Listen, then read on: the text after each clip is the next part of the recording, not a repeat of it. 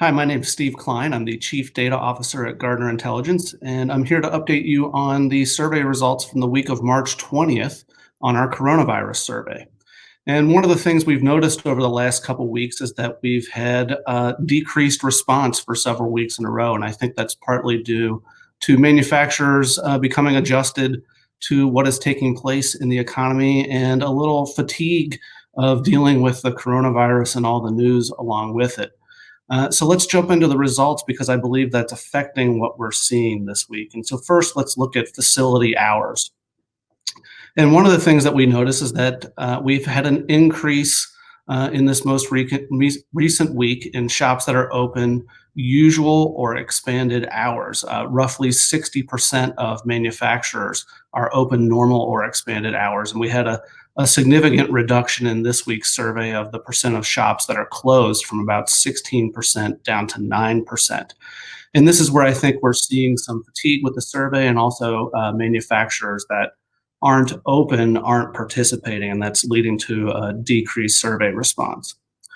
Let's also look at the staffing that manufacturers have right now. And here we notice that there's very little change in manufacturers using the normal level of staff or an increased level of staff, but we have seen a reduction in those that are using significantly reduced staff and almost a commensurate increase in those using a moderately reduced staff.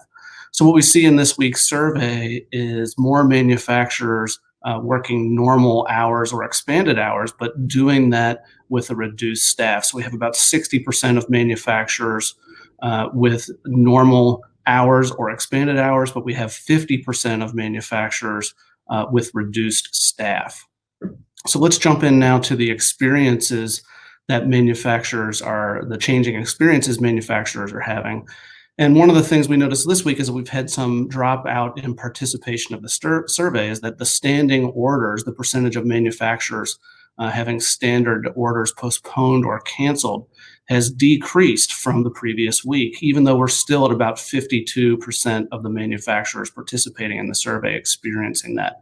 And that was the most significant change in this last week's results. Most of the other changes that manufacturers could experience in our survey just increased slightly several percentage points this week. So now let's look at the severity of those changes being experienced by manufacturers. And with the standing orders postponed, we see that those have decreased in the severity of the impact, with more answering moderate and even a significant amount more answering minimal impact of the standing orders being postponed or canceled.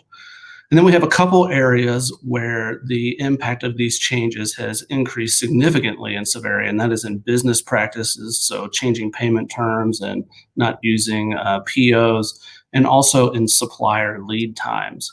And so we've seen significant increase in impact on the remaining survey participants in those two areas. Now let's look at how manufacturers are adjusting. And here we see two of the big increases in adjustments this week are due to production capacity and staffing and headcount. So to deal with all of the changes that are going on, this is how manufacturers are adjusting this at this point. The manufacturers that are likely still open and still responding to the survey, making significant adjustments and changes here. But we also see a decrease in the adjustments in hiring and recruiting. So obviously manufacturers are not really looking to bring on more people right now, and that goes with having reduced staffs at about 50% of manufacturers. Now let's look at the severity of these adjustments for manufacturers. And we see that even though budgets and spending didn't change in the amount of manufacturers making adjustments to that this week, that those changes, those adjustments are having a more severe and significant impact on the businesses.